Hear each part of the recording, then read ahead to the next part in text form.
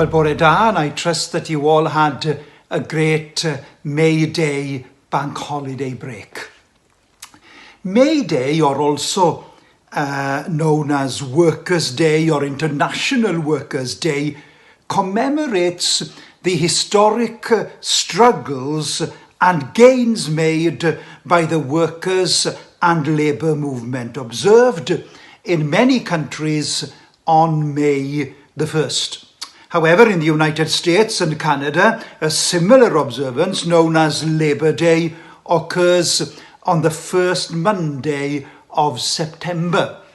In 1889, an International Federation of Socialist Groups and Trade Unions designated May the 1st as a day in support of workers, in commemoration of the Haymarket riots in Chicago in 1886. The 1st of May is a national public holiday in many countries throughout the world.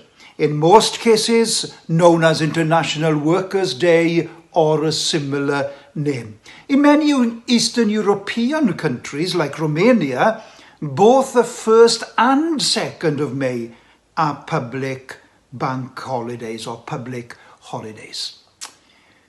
Before any marches for workers' rights and before any trade unions were set up, the Bible made it clear that workers should be treated fairly and not exploited by their employers. Listen to the words of Leviticus chapter 19 and verse 13. You shall not defraud your neighbor, you shall not steal, and you shall not keep for yourselves the wages of a laborer until morning. You see, day laborers in Bible times were generally poor people who lacked land to farm themselves.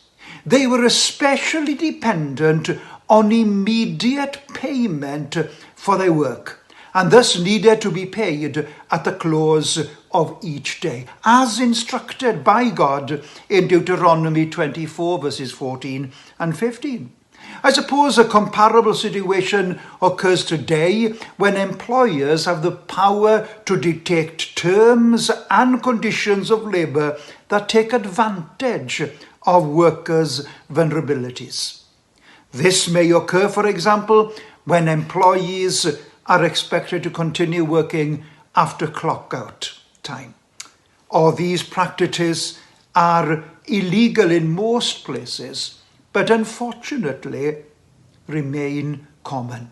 In some cases, employers take advantage of their situation by paying them less than the hourly legal minimum wage, or by denying benefits, or by providing poor or even dangerous working conditions. And so we ask ourselves, is it legitimate for employers to treat them in this way? And the answer is surely not.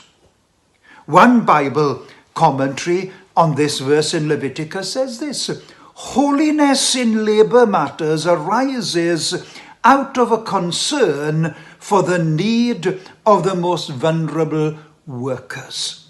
Read that again. Holiness in labor matters arises out of a concern for the needs of the most vulnerable workers. In Luke chapter 10 and verse 7, Jesus is abundantly clear when it comes to his views of workers. Listen to him. The worker is worthy of his wages. Yes, the Bible stresses fairness in the workplace before the trade union movement or the TUC were ever thought of. Biblically, workers must be treated fairly and with respect. On the other hand, the Bible also stresses that an employer should expect a good day's work from his employee.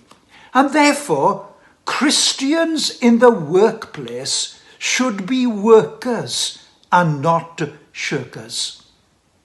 With workers' rights, there can be the danger of it becoming one-sided. What I like about the Bible is its balance, its sense of fairness and justice. There is nothing extreme about the Bible except, of course, when it comes to love and grace. It is us preachers that very often have brought some extreme views on certain matters to being. The Bible is balanced and reasonable. In closing, let me remind us all that God is looking for workers, for individuals who are willing to give him an honest day work, and as a just employer, the reward for the work will be nothing like what we can get from our earthly employers. His reward is kept for us in heaven. It is imperishable, it is undefiled, and it is unfading.